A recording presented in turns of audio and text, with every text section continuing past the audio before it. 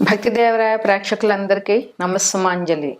శుక్లాంబరధరం విష్ణుం శశివర్ణం చతుర్భుజం ప్రసన్నవదనం ధ్యాయేత్ సర్వవిఘ్నోపశాంతయే. అగజా ఆనన పద్మార్కం గజానన మహర్నిశం అనేకదంతం భక్తానాం ఏకదంతముపాస్మహే ఏకదంతముపాస్మహే. ఓం శ్రీ మహాగణాధిపతయే నమః. ఓం శ్రీ సరస్వత్యై నమః. ఓం శ్రీ మాత్రే నమః. మనం ఇప్పుడు ఫిబ్రవరి నెల అంటే మాఘమాసం యొక్క మాస ఫలితాలు చెప్పుకుంటున్నాము.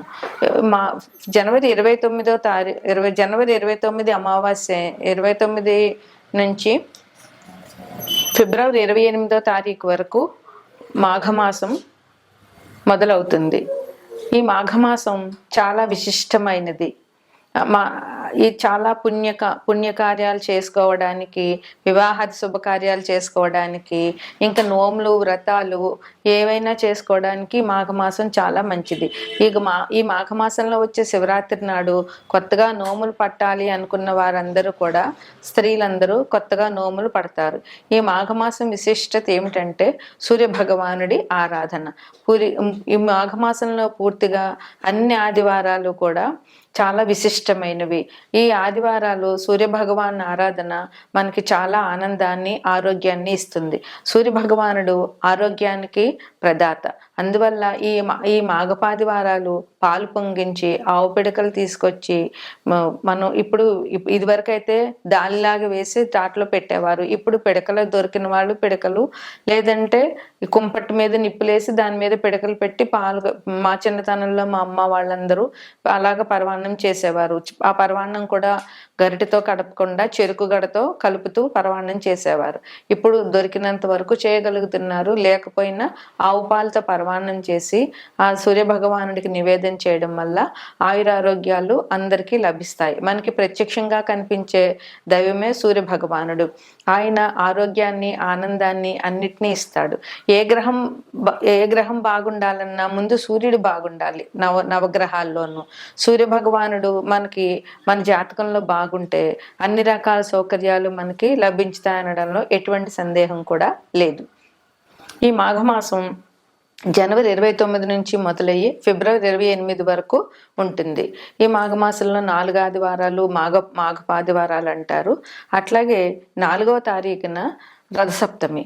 ఈ రోజున విశేషంగా సూర్యభగవాన్ని ప్రార్థించి రథం చేసి, తులసమ్మ దగ్గర ముగ్గులు పెట్టి రథం చేసి, చిక్కుడుకాయలతో రథం చేసి, చిక్కుడాకుల్లో పరవాన్నం నైవేద్యం పెట్టడం ఆచారంగా వస్తోంది. అట్లాగే ఈ మాఘమాసంలో 3వ తారీఖు అంటే 3/2/2025 వసంత పంచమి, సరస్వతీదేవి పూజ చేయాలి. ఆ రోజు సాధ్యమైనంత వరకు తల్లిదండ్రులు పిల్లల చేత సరస్వతీదేవి పూజ చేయించి తోచినంత నైవేద్యాలు పెట్టి పిల్లలకి పంచడం వల్ల సరస్వతి అనుగ్రహం పిల్లలకు కలిగి చదువు సంధ్యలు వారికి బాగా వస్తాయి. ఈ వసంత పంచమిని తల్లిదండ్రులు పిల్లల చేత పూజ చేయించడం వల్ల పిల్లలు అభివృద్ధిలోకి వస్తారు. ఈ మాఘపాడ్యం నుంచి గుప్త నవరాత్రులు, శ్యామలా గుప్త నవరాత్రులు మొదలవుతున్నాయి. ఇవి జనవరి 30 నుండి మొదలయ్యి ఫిబ్రవరి 7వ తారీఖు వరకు ఈ నవరాత్రులు చేయాలి. ఈ 9 రోజుల్లోనూ మనకి నవరాత్రుల్లో ఇది కూడా ఒక రకమైన నవరాత్రులు.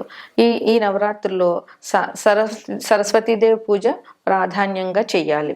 మాతంగి అష్టోత్తరం కానీ, శ్యామల అష్టోత్తరం కానీ, లేదా శ్యామల షోడశనామాలతో అర్చన కానీ, అదంతా రాకపోతే సరస్వతీదేవి అష్టోత్తరం కానీ, లేదా సరస్వతీదేవి సహస్రనామాలతో కానీ పూజ చేసి 9 రోజులు పిల్లల పుస్తకాలు దేవుడి దగ్గర పెట్టి తల్లిదండ్రులు పూజ చేయడం వల్ల పిల్లలు అభివృద్ధిలోకి వస్తారు. ఈ 9 రోజులు కూడా ఈ శ్యామలా గుప్త నవరాత్రులు కూడా ఈ మాఘమాసంలో చెప్పుకోదగినటువంటి మంచి పండుగ. ఇక అన్నిటికంటే ముఖ్యమైనది, చాలా విశిష్టమైనది మహాశివరాత్రి. అది ఫిబ్రవరి 26వ తారీఖునే మహాశివరాత్రి వచ్చింది. ఈరోజు శివుడిని పూజించడం వల్ల అందరికీ చాలా మంచి జరుగుతుంది. అన్ని దైవాల్లోకి శివ భగవానుడే ముఖ్యం. ఈయన్ని పూజ చేసి ఈయనకి అభిషేకం చేయడం వల్ల ఎటువంటి దోషాలున్న జాతకంలో అవన్నీ పూర్తిగా పోతాయి. శివ భగవానుడు సంకల్పించితే శివుడి ఆజ్ఞ లేనిదే ఏమైనా కుట్టదు అంటారు. మనకి ఏది జరగాలన్నా శివుడి ఆజ్ఞ ఉండాలి. అందువల్ల శివపార్వతులు ఈ లోకానికి తల్లిదండ్రులు. శివపార్వతులను పూజించడం వల్ల, శివుడికి అభిషేకాలు చేయడం వల్ల, భక్తితో ఓం నమ శివాయ అని శివ పంచాక్షరి చేయడం వల్ల మనందరికీ కూడా చాలా మంచి జరుగుతుంది. జీవితంలో ఉన్న కష్ట నష్టాలన్నీ కూడా పోతాయి. అందువల్ల ఈ మహాశివరాత్రి నాడు పొద్దున్న ఉదయాన్నే లేచి గుడికి వెళ్ళి శివ దర్శనం చేసుకుని, ఇంట్లో పూజ చేసుకుని, రోజంతా ఉపవాసం ఉండి, రాత్రి ఎవరి ఆనవాయితీని బట్టి వారు పండ్లో ఫలాలో ఏదైనా తీసుకుని రాత్రి జాగరణ చేయడం వల్ల ఈ మహాశివరాత్రి పుణ్యదినం జరుగుతుంది. అందువల్ల ప్రజలందరూ కూడా ఈ మహాశివరాత్రిని మంచిగా జరుపుని శివుని కృపకు పాత్రలవుతారని ఆశిద్దాం. తదుపరి తులారాశి. ఈ రాశిలో చిత్త 3, 4 పాదాలు, స్వాతి 4 పాదాలు, విశాఖ 1, 2, 3 పాదాలు ఉంటాయి. ఈ రాశి ముందుగా గ్రహస్థితి.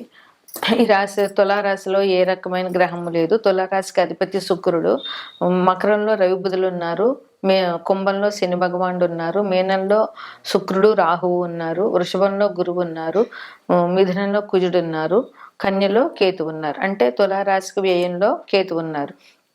ఈ రాశి వారికి వ్యాపారం చేసే వాళ్ళకి చాలా బాగుంది. ఈ రాశి వారికి, ఈ రాశిలో అందరికీ చాలా అనుకూలంగా ఉంది ఈ మాసం అని చెప్పవచ్చు. ఫిబ్రవరి నెల ఈ రాశిలో వ్యాపారం చేసే వాళ్ళకి చాలా బాగుంది. కుటుంబం విషయం కూడా చాలా బాగుంది. అందరూ ఒక మాట మీద నిలబడి కుటుంబంలో పరస్పర సహాయ సహకారాలు చేసుకుంటూ ఒకరి మాట ఒకరు గౌరవించుకుంటూ ఉంటారు.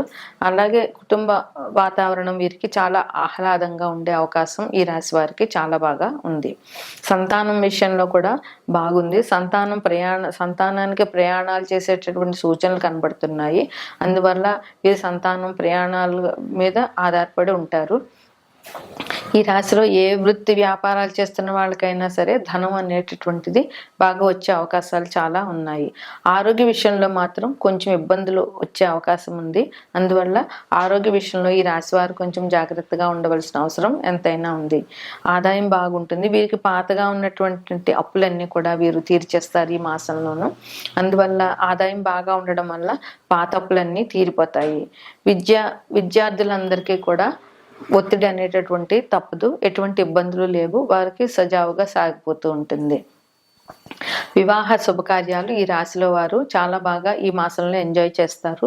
వీరింట్లో వివాహాలు జరిగే అవకాశం ఉంది, లేదా వీరు ఎక్కడికైనా వివాహానికి అటెండ్ అవ్వడానికి వెళ్ళే అవకాశాలు ఉన్నాయి. అలాగే విందు భోజనాలు చాలా ఉన్నాయి. శుభకార్యాలు కూడా ఈ రాశిలో వారికి బాగా ఈ మాసంలో కనబడుతూ ఉన్నాయి. శుభకార్యాలకు అటెండ్ అవ్వడము, లేదా వీరే శుభకార్యాలు చేయడము, అలాగే వివాహ శుభకార్యాలకు వీళ్ళు వెళ్ళడము, లేదా వీళ్ళ వివాహాలు జరగడము, ఇట్లాంటివన్నీ ఈ రాశి వారికి చాలా బాగుంది. వృత్తి వ్యాపారాల్లో ఉన్న వాళ్ళందరికీ కూడా ఆదాయం చాలా బాగా ఉన్నది. వీరికి ఉన్నతాధికారుల నుంచి అభివృద్ధి ఉంది. ఉన్నతాధికారుల నుంచి మంచి పొగడ్తలు వస్తాయి. వాళ్ళ అభివృద్ధికి ఉన్నతాధికారులు వెళ్ళిన ప్రశంసలతో ముంచెత్తే అవకాశం చాలా ఉంది.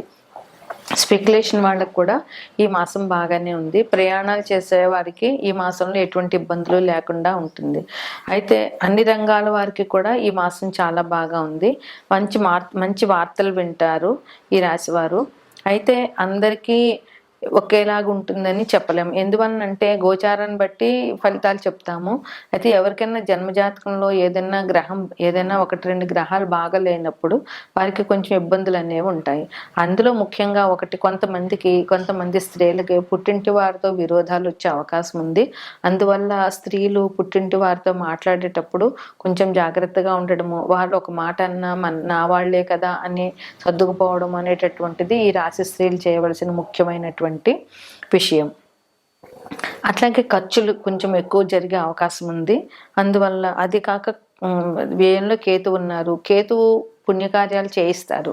పుణ్యకార్యాలు చేయడం వల్ల ఖర్చు జరిగినా కూడా ఆ ఖర్చు మంచికే అని అనుకోవాలి. అలాగే ఈ ఖర్చులకి మానసికమైన ఇబ్బందుల నుంచి తట్టుకోవడానికి గణపతి పూజ చేయడం చాలా మంచిది. గణపతిని ఎప్పుడైతే పూజిస్తామో అప్పుడు కేతు సంతృప్తి పడతారు. అలాగే వాత సంబంధమైనటువంటి నొప్పులు వచ్చే అవకాశాలు ఉన్నాయి ఈ రాశి వారికి. అందువల్ల వీరు చాలా ఆ విషయంలో కొంచెం జాగ్రత్తగా ఉండవలసిన అవసరం ఉంది. స్పెక్యులేషన్ వ్యాపారం అయితే వీరికి బాగా ఉంటుంది. బాగా అంటే అలా నడుస్తూ ఉంటుంది. ఈ రాశి వారికి ఇంకా మంచి అభివృద్ధిలోకి రావాలన్నా, ఎవరికైతే కొద్దిగా ఫలాలు బాగోలేవని అనుకుంటున్నామో వాళ్ళందరూ కూడా ఈ మాసంలో సూర్యారాధన చేయడం చాలా ముఖ్యము. 12 మాసాల్లోనూ మాఘమాసం ఒక్కటే సూర్యునికి ఆరాధన చేస్తాం మనం. అందువల్ల ఈ మాసంలో వచ్చే రథసప్తమి రోజున మాఘపాదివారాలు 4 ఆదివారాలు ఉదయాన్నే లేచి సూర్యభగవానుడికి అర్ఘ్యం ఇవ్వడము, అదేవిధంగా ఆదిత్య హృదయ పారాయణ చేయడము ఈ రాశి వారికి చాలా ముఖ్యమైనది. అన్ని గ్రహాల్లోకి కూడా సూర్యగ్రహం అనుగ్రహం ఉంటేనే మిగతా గ్రహాల అనుగ్రహం మనకు ఉంటుంది. అందువల్ల సూర్యగ్రహ అనుగ్రహం కోసం వీరు ఉదయాన్నే లేచి సూర్యునికి అర్ఘ్యం ఇవ్వడం అనేటటువంటిది అన్ని పరిహారాల్లోకి చాలా మంచి పరిహారం. అందువల్ల సూర్యునికి అర్ఘ్యం ఇవ్వడము తప్పకుండా చేయాలి ప్రతి మానవుడు. దీనికి కుల మత వివక్షం లేదు, ఆ స్త్రీ పురుష భేదం లేదు, చిన్న పెద్ద భేదం లేదు. ఉదయాన్నే సూర్యోదయానికి ముందు లేవడమే దీనికి ముఖ్యమైనటువంటి విషయం. ఇంకా వసంత పంచమి రోజున సరస్వతీదేవి పూజ చేయడం విద్యార్థులందరూ చేయవలసిన పని. అదేవిధంగా గుప్త నవరాత్రులు ఉన్నాయి. ఎవరికైతే ఆనవాయితీ ఉందో వారు శ్యామలాదేవిని కానీ సరస్వతీదేవిని కానీ పూజించడము. అది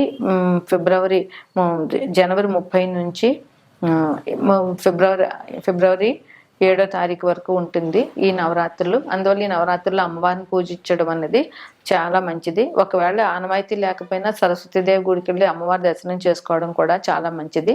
అసలు విద్యార్థులకి ఈ 3 నెలలు సరస్వతీదేవి పూజ అన్నది చాలా మంచిది. అదేవిధంగా మహాశివరాత్రి రోజున శివాభిషేకం చేయడము, ఓం నమ శివాయ పంచాక్షరి చేయడం చాలా మంచిది ఈ రాశి వారికి.